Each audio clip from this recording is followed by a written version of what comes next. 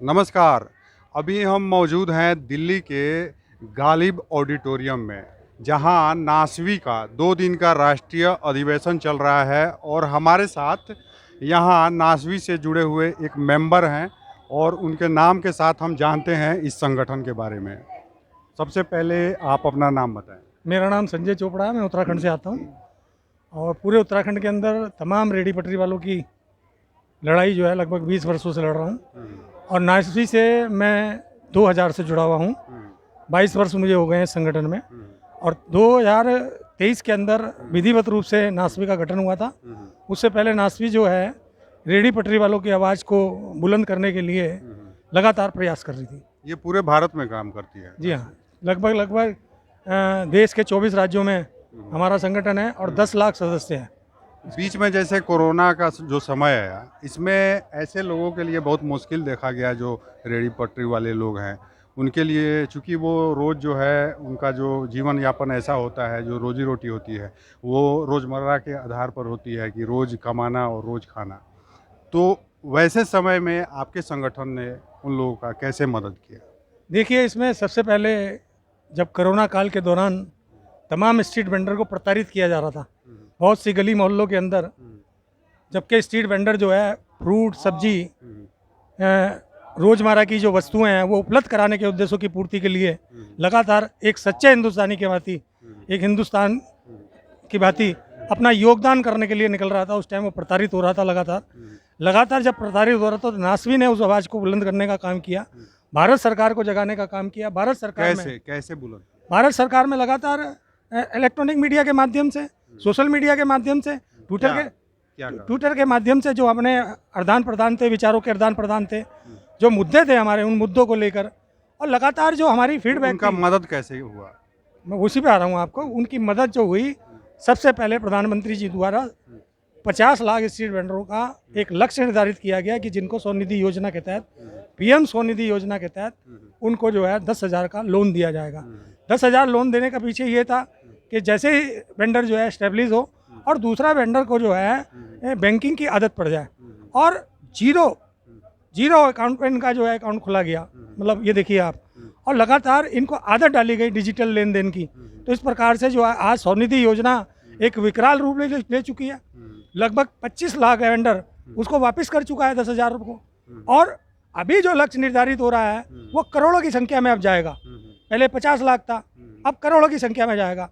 और हमारा मुद्दा भी है, हमारा मुद्दा ये है कि हमने इस बात को कहा कि लगातार अतिक्रमण के नाम पर जिस हमारे पास शोषण होता है, उत्पीड़न होता है, हमें परिभाषित किया जाए, परिभाषित किया जाए। रेडी पटरी वाले को ये परिभाषित किया जाए, उसको बताया जाए, राज्य सरकारों को बताया जाए, राज्य सरकारों को गाइडलाइन दी जाए कि ये स्वरोजगारी है या अतिक्रमणकारी है। तो ये कुल मिला के आप क्या कहना चाहेंगे, जो नासवी जो है, नासवी के जो भी मेंबर रहे उनका प्रधानमंत्री मोदी के द्वारा या मोदी गवर्नमेंट जो है उसके द्वारा उनको सहयोग मिला?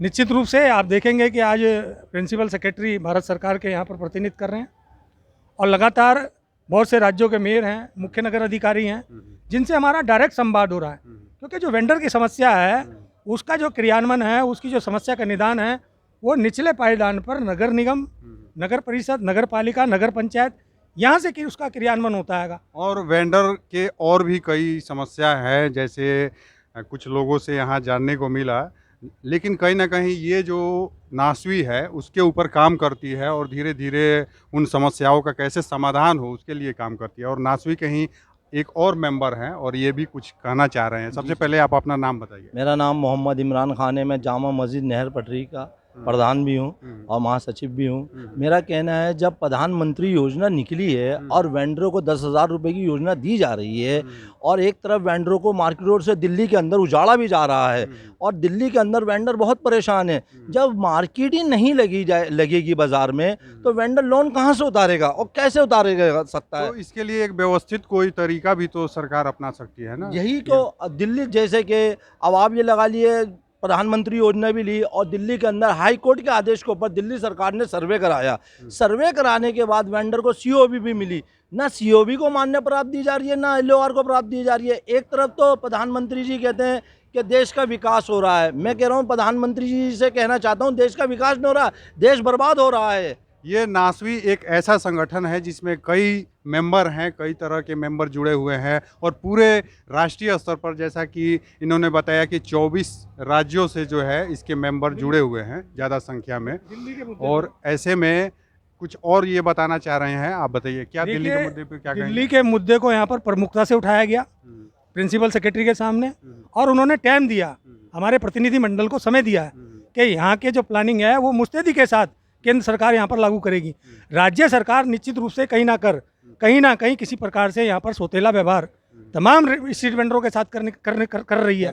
आपका भी यही कहना है क्या? जी, मेरा भी यही कहना है, जैसे कि दिल्ली सरकार हो या केंद्र सरकार हो, वेंडरों के साथ में यहाँ पर बिल्कुल भी कोई वो नहीं किया जा रही है और वेंडरों को उजाड़ा जा रहा है। और जबकि प्रधानमंत्री जी को ये सोचना चाहिए कि 10,000 रुपये वेंडर ले लेगा, फिर वो अपनी किस्त अदा कर देगा। 20,000 रुपये की योजना जो ले लेगा वो वेंडर कैसे अदायगी करेगा? प्रधानमंत्री जी से यही कहना है कि हम लोगों को विकास करने दिया जाए, कारोबार करने दिया जाए, हमें उजाड़ा नहीं। रेहड़ी पटरी वाले जो व्यापार कर रहे हैं उनके जीवन की जो समस्याएं हैं, वो जो रोज़मर्रा की उनकी जो समस्याएं हैं वो किसी न किसी तरह से समाधान की जानी चाहिए। और जहाँ तक बात करें नासवी का, तो नासवी एक मंच पर सभी रेहड़ी पटरी वालों को लाकर जो एक काम कर रहा है, मानना पड़ेगा पूरे राष्ट्रीय स्तर पर यह काम बहुत ही महत्वपूर्ण है। और यहाँ से एक एक रेहड़ी पटरी वालों की बात जो है वो सुनी जाती है। ये इस संगठन की विशेषता है। आप देखते अरविंद रहिए सिंह जी हमसा मीडिया। जिंदाबाद। नमस्कार।